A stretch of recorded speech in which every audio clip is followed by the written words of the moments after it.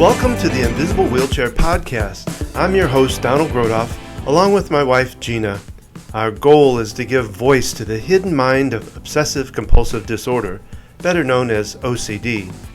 In this podcast, we are interviewing yet another person dealing with OCD either professionally or personally. So stay with us for this impactful conversation.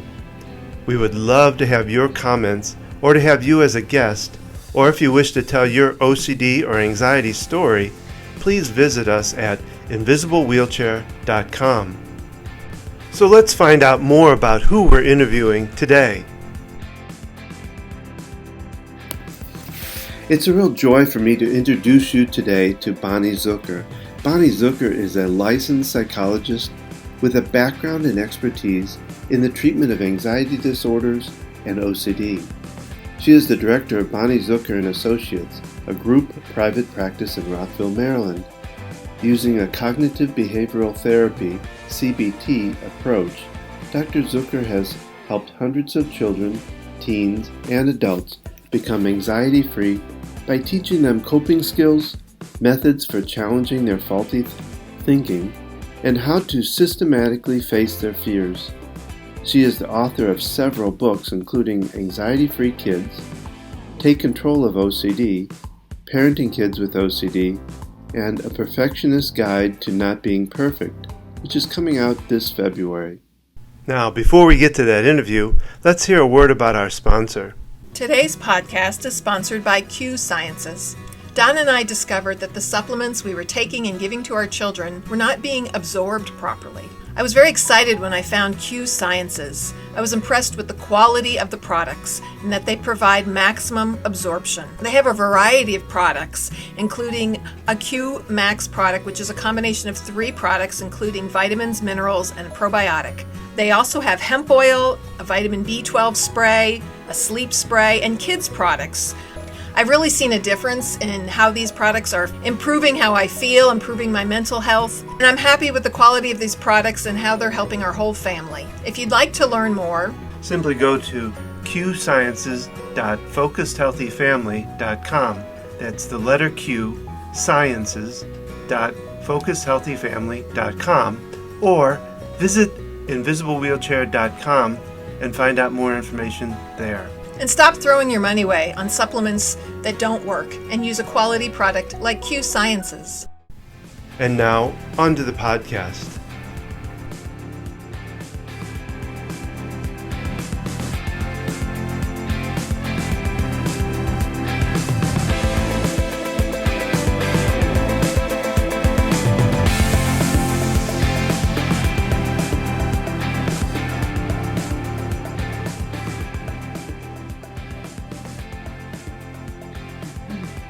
So Bonnie, thank you so much for being part of the Invisible Wheelchair Podcast, and I welcome you.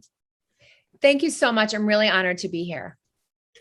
So Bonnie, I ask all my guests, if they can, to give a kind of a personal story about themselves. I like to give my audience a different view of you than besides just a professional, a therapist and all that. Give you a little bit of the more personal side of it. Can you do that for us today? Of course. And I actually often get asked, why did you become a psychologist? Right. And it's so interesting to figure out how people got into this particular field. When I was younger, unfortunately, my father passed away suddenly just before I turned 6. And my mother took me to a variety of therapists. Over the course of the next year or so after that, I developed separation anxiety from her. And eventually she took me to a cognitive behavioral therapist. So I'm 47. So this must have been in the early 80s because my dad died in 1979. So it's probably like 81, 82, where, those are the years really where behavioral therapy took off. He did classic CBT with me and I overcame my separation anxiety. And I worked with him for several years. He helped me process the loss. In addition, around age 10, I announced that I wanted to be a psychologist and never wavered. Right. Wow. And marched into college. I went to GW for undergrad, George Washington University. I marched in the second week and said, I'm here to declare my major. They said, okay, thank you, over eager freshmen. We'll see you second semester because we don't take majors until second semester freshman year. I said, well, I'll be back.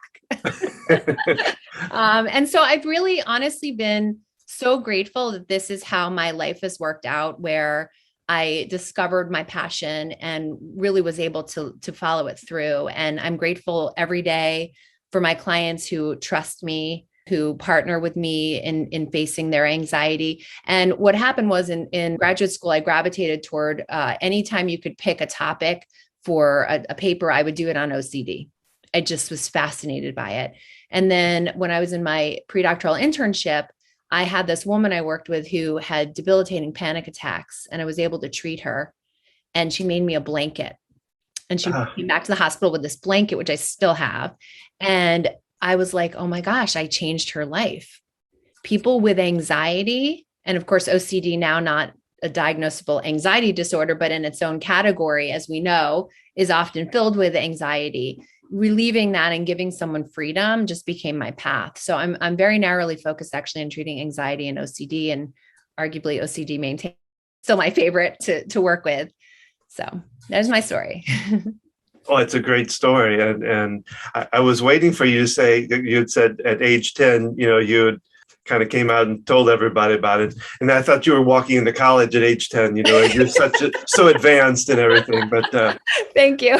But I found it interesting, you work with kids as young as 6, and that's when your own father passed away. So amazing. Your passion, it's amazing. And it seems like your passion still is holding today too. You still have that enthusiasm about it, which is great. So I'd like to talk a little bit about your practice. I've had therapists on before, and I always like to talk about kind of the unique factors of each therapist. And I have not talked a lot about really young kids, and you said a lot of times it's around 8 is your kind of your average kind of age. So what do you find different about working with small kids versus an adult or even a teen? I guess I'm sure there's differences. It's a great question. And 6, and it's interesting to think of that age in that way, which I oddly enough had not thought of. It's the age also when kids start to read. And for me to really offer what CBT has to offer, having a child who reads makes it just makes it better treatment. They're not really fluent readers at 6, many of them. So you have to be a little creative. For example, when I give self-talk statements, which I want them to use while they're doing an exposure, I might make a recording of them in their voice on the parent's phone. So if reading is not fluent, they will hear themselves saying things like, I must face my fears to overcome them. It's uncomfortable, but I can handle it. So they're hearing that, not just reading it. And then the pace becomes a little slower as well with the young ones. I also do loop recordings actively, where people make a recording of all of the what if scenarios. What if I touch this and I get sick? What if I get sick and I give it to someone I love? What if they die? All those what ifs followed by uncertainty training. It's always possible I'll touch this and get sick. It's always possible I'll give it to someone. It's always possible they'll die.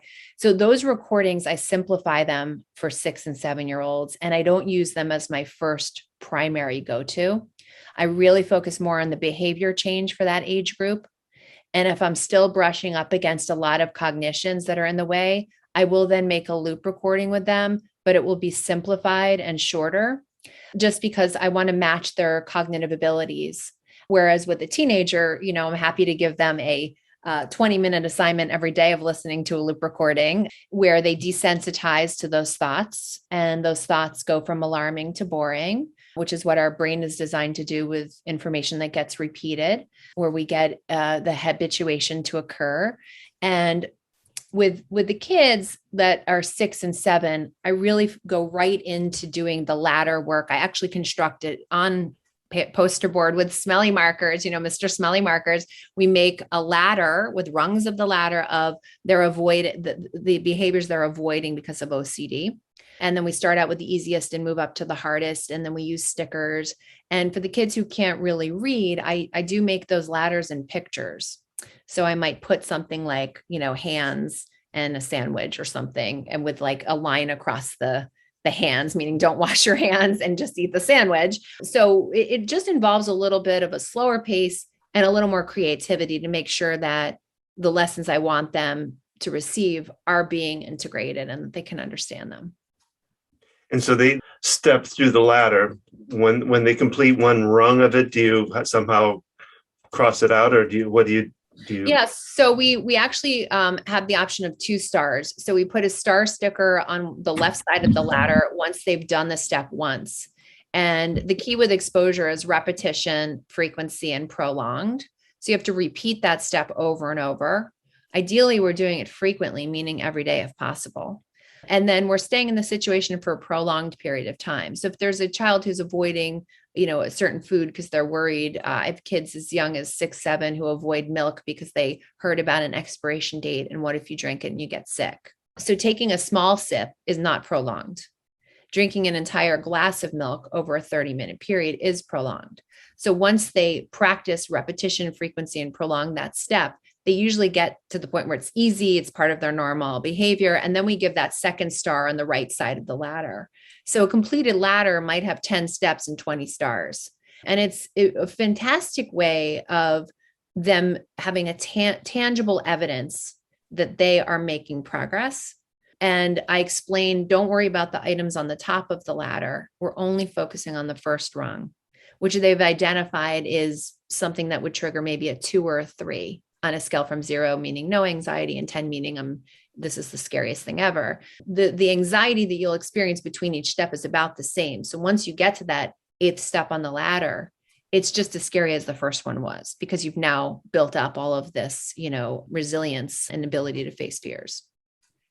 That sounds great. Well, I know too, you work with family systems, and so it goes beyond just the child. Then you work with the whole family. Is that correct? Yes. And family systems is quite relevant for anyone of any age. But when you're working with children who are actively living with their family of origin, it's a family. And there's even a chapter in this book by Bruce Hyman, the OCD workbook, that's called OCD, A Family Affair. And you really can't have OCD without it impacting the family. We need to know, what are the parents, if there are 2 parents, 1 parent, what are the messages the child is receiving around the OCD behavior from the parent? What accommodations are happening? And I mean, I've had really, by the way, I only work with warm, loving parents.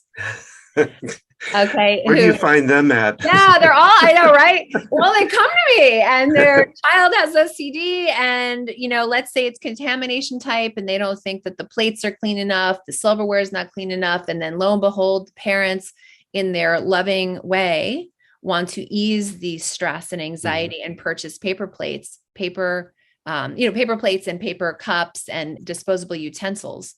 And that's an accommodation that, of course, only strengthens the OCD. So we have to work with the parents to not only discontinue these accommodations, which worsen the OCD. And the research shows, too, that the more accommodations family make, the more stress the family has and the worse the OCD gets. So it's evidence-based to say you must stop these accommodations. But then you work with the parents and sometimes the siblings, too, to help them tolerate the distress that comes from not accommodating the OCD. The OCD will get worse at first. And then how do they tolerate that distress in their child? So family systems work is almost essential, I believe, when you're working with OCD or anxiety disorders in children. Quite often you'll find that the parents have their own degree of anxiety. No, they don't. No, they don't have any baggage. Right? No, no genetics at all here, Sometimes the parents struggle so much because it's triggering for them. And then I recommend them to have treatment. And if I can't get them in treatment, I'll do a couple of parent sessions that are really focusing on their symptoms, just because it's part of the equation to overcoming OCD in the child. Yeah. Do you find a lot of duplication, like another child having OCD in the same family? So it's a great question. So sometimes you do see younger children mimicking the anxious or the OCD behavior of the older child. And other times you see the siblings teasing my client, right? Oh, come on, you and your anxiety, you can't touch it. Why can't you touch it? And sometimes it's bad. Like I've had some kids where, their sibling is like running after them with holding something that's actually a trigger for them. Luckily, that's not the typical scenario, but when that is, I actually do sibling therapy. This is again, consistent with the family systems approach, where I'll bring the kid in and the sibling, and they're always afraid to come to me. And of course, I don't make it a scary experience. I welcome them in. I really say a lot of positive things when they come in. I say, thank you for being here. And I ask them about their experience. What is it like to see your brother or your sister like this? Right. So I take a different angle, not a punitive one. Mm-hmm. And then I just sort of bypass the bad behavior that the siblings having. I never bring it up. And I say, so I'm here to ask for your support. I need you to be part of our treatment team. Can you do that? And I've had 100% consistency of a positive result where the child that I'm giving this credit to, and this trust in, is really able to support their OCD, their sibling with OCD. And the bad behavior stops. It's kind of magical. And it's not complicated to do that. Treating somebody at a young age is beneficial. I would, at least I would imagine from one, I've seen, teens when they get into it tend to be a little more stubborn or a little bit more set into it, that it's harder to change it versus somebody at a young age. Would that be correct in saying? It's true. You mean, just to clarify, that it's the family would be harder if there were families of teens, or just the teen patient? Well, I just meant a teen patient versus a young, a 6 or 8 year old or even 10-year-old. Yeah. I believe from what because we went through it really young we have two that one's still kind of going through it. And I think treating it versus trying to treat a teen or even an adult where it's really set in. Yes, I understand. Yes. So it is harder. It's more involved, and their symptoms tend to be more complex because they have a greater ability to think of different alternatives and possibilities. They've been exposed to more. That whole selective attention thinking error of, I have a belief and then I look for information that confirms my belief. And we won't get political about that because that's happening all over the place too. But if I believe, that I'm at risk of getting sick, or I'm at risk of getting cancer, and, and I'm 14, 15 years old, well, I've heard stories at that point of kids who are teenagers who've had cancer. Whereas a 6 or 7-year-old might have that thought, but they don't have any evidence that could, even though it's a thinking error, could feed into that and fuel the anxiety. So the more exposure, especially with social media and TikTok and Snapchat and all that stuff, and the stories people read on Instagram, it actually can really fuel OCD in an older, in a teenager, an older child. And so just the treatment becomes a little bit more complicated. Let's talk about your writing experience. You've written quite a few different books, which I have not got a chance to get one. I really would like to, because they look really fantastic. So what inspired you to want to write so many different books? Yeah. Well, first of all, I'm going to send you my books after this. So you must have them. So when I was in graduate school, I came up with this idea of doing a companion series, very much consistent with the family systems approach, where I wanted to create a 2-in-1 book, where I had a book for the child and then a matched in content book for the parent that they could read together and then sync up for an activity. So that's how Anxiety Free Kids, that was my first book, which I wrote, came out actually the same week my first child was born. So It's almost, yeah. And someone said, wait, but you know who your real baby is? I'm like, it's the baby, right? I spent so much time working on this book. Of course, it was my real baby. But so that I wrote 13 years ago, and then I rewrote it about 4 years ago, a second edition. And it is, in fact, a parent book. And in the back, it's the kids only companion guide. And they read the same chapter. Chapter 1 is, anxiety. What is it? Like, what are the parts of anxiety? And then at the end, they have a little exercise where they sit down together and they write out the 3 parts of anxiety: the body, the thoughts, and the behavior. And then they identify, what are my body symptoms? What are my thoughts? And what are the behaviors that come out? After that, the publisher asked me to write an OCD book, and that was Take Control of OCD. And then they asked me to write a parenting book, parenting kids with OCD. And then my mother unfortunately passed away in 2010. And my son at the time was 2. and there was no book for 2-year-olds on grief. And in the terrible loss and the blur of that time, I remember thinking, I cannot believe there's a book. I have to write a book. And that's how I wrote this toddler book, which is very much for 2 and 3-year-olds, called Something Very Sad Happened, a toddler's guide to understanding. Yeah, that's there. I pulled them all. I went through Amazon and pulled just to see all of them. Thanks. Yeah. And then there's a few other things I've done, and have a perfectionism book coming out and all that stuff. But I really want my book, the purpose of writing books, because you don't write books to become a millionaire. You write books to get your information out there, is really for parents to know what CBT is and what it looks like. And then for therapists also to have access to a tool that walks them through the CBT treatment of OCD, the CBT treatment of anxiety, because so often therapists have a different orientation, which is great. They can keep their, dynamic view of things, humanistic, whatever their orientation is. But if you're not implementing cognitive behavioral strategies, you're really not aligned with best practices, because CBT is the most empirically supported approach to treating anxiety and depression and OCD. So it's the whole thing is, here's the information. Here's how you make a loop recording. Here's how you make a ladder. Here are the self-talk statements that you should be utilizing. And it gets more complicated. There's attention training technique. There's detached mindfulness. And people really need to know the evidence-based practices that are out there. And they cure OCD, they cure anxiety. Some people do have, of course, lingering OCD, but we want to get it to the point where it's no longer diagnosable. When it interferes with your life, when it takes an hour or more a day, then you meet the criteria.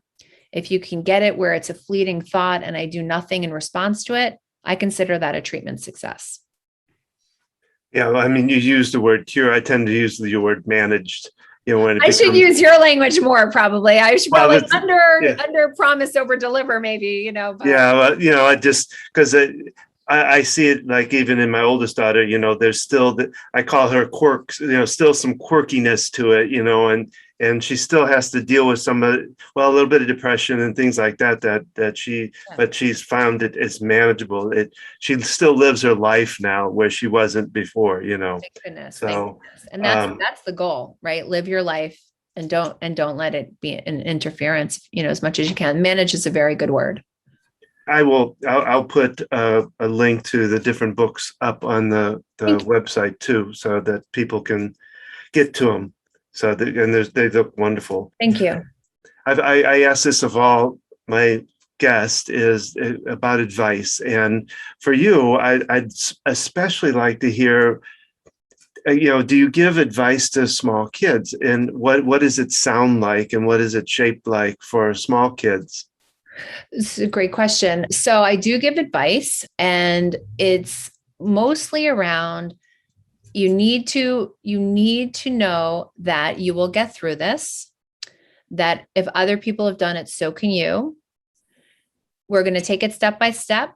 I'm going to give you the tools, and you will overcome your anxiety. So it's extremely important to believe in the child. And I really want them to know they can believe in themselves. So it's like trying to have a can-do attitude that, we can get through this, and you're going to get through it. And other kids have had this and they've gotten through it, and you're going to be one of those kids. So I really my advice to them is basically keep with the process of treatment and keep pushing yourself outside of your comfort zone, right? Because when we hang outside of our comfort zone, lo and behold, we become comfortable, and we can tolerate discomfort that, because the discomfort goes away. We can tolerate situations that used to be uncomfortable. Yeah. So now I'll ask you the other big question. What advice do you give the parents? And of course, you have the compassionate, loving parents that are coming to you. Yes. So. Not always. Like 98%. Yeah, I just giving you trouble. I love the trouble, actually. Then I do see parents who are part of the problem, right? Where, I might work with someone with debilitating perfectionism, and it's because the parents have put unrealistic expectations on them. Yeah. For those kids, I ask permission from the parents to continue to work with them, because at that point, I'm teaching the kids to differentiate from their parents. Mm. Yeah. Parent first getting into this, what would you tell them? Yeah, I would really empathize with them and say, look, raising children is really a challenge. Raising a child who has OCD or has an anxiety disorder is double the challenge. And you have to really have self-compassion. And, I'm really glad they're in treatment, right? Because we want to get kids in treatment. I mean, the numbers are really, really high. 15 to 20% of children meet the criteria for an anxiety disorder. When you look at teenagers, it's about 32%. So there's no question there are a majority of people with anxiety and OCD go untreated. So I say to the parents, great job bringing them in, because a lot of times there's shame. This has been going on for a while. We waited too long. We don't know how to talk to other people about why we can't show up to things. So I really support them by saying, have self-compassion. We're going to get through it. I'm part of the team now. Join their system. And, it's important because a lot of parents, they feel like they're bad parents, and they're not bad parents. It's just, they've been given, and a lot of times I talk to parents about having the right parenting goals associated with your child. What are your parenting goals? Yeah. I probably drive people crazy by saying that. What's the goal here? Yeah. Well, we tend, being a parent myself of this, that you go through all the questions of did I do something wrong? Am I doing it right? Am I doing enough? What did we do wrong that, my wife went through, did something happen in birth, or, there's just this whole, you just go, you almost get some of the looping of your own problem, your own thoughts going on with it, that can drive you crazy, and you have to take care of yourself first. I call it, we need to be the compassionate coach. That's a great way of saying it. Yeah. And I think it's so spot on. I mean, I have two boys, and when something goes wrong, my immediate thing is, what have I done wrong? Right. Like, I mean, it's, and okay, well, maybe it's just that things happen, and like development is not supposed to be seamless. And my wife used to tell me, about the compassionate part, because it was really hard for me as a male. I got defensive and I got angry and all that. And she said, you got to remember who's inside that little demon of OCD right now is your daughter, who you love, and it made me rethink about how I approach it, that I'm still approaching her, even though there's all this stuff going on around it, But, well, that's the perfect partner right there. I wish I don't know your wife off to everyone and tell them that, because often that is lost, and being able to get grounded, and that is your daughter in there who you love. Yeah. Reframes everything. Oh, thank you for calling me the perfect partner. I'm still trying to earn that somehow. I don't know if it'll work or not, but it's getting there, I guess. Being receptive is key. Yeah. Well, Bonnie, this has been very enjoyable talking with you. You're a lot of fun to talk with. Your passion comes through, and it speaks loudly, and I think that's wonderful. I think you can inspire so many people with just what you've said even here today. So I really thank you for being part of this. Thank you. Thank you so much. I've really enjoyed it. Thank you. Oh, I did this with how they might best get a hold of you. Oh, sure. So my website, bonniezucker.com, bonniezucker.com. And of course, a lot of information. Yeah. I'll have that up on the invisiblewheelchair.com website for my audience to find too. So again, thank you for being here and being part of this. Thank you so much. This concludes this podcast. We hope you enjoyed it. Remember that we love comments. We also would love for you to be our guest or to tell your story. Simply go to invisiblewheelchair.com. Gina and I want you to know that there is hope for those who suffer with OCD, and that it is manageable. And we are here to help you and your family. To find out more about our practice and what we can do for you, go to focusedhealthyfamily.com. Opinions and ideas expressed here are not necessarily those of Focused Healthy Family, Family OCD, Invisible Wheelchair Podcast, or the Grothoffs. Thank you for listening. Keep tapping and focusing forward in your journey.